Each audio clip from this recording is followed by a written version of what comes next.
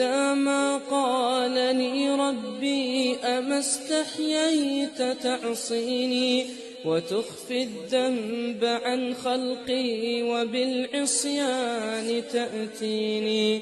فكيف أجيب يا ويحي ومن ذا سوف يحميني؟ أسلي النفس بالآمال من حين إلى حين وأنسى ما وراء الموت، ماذا بعد تكفيني؟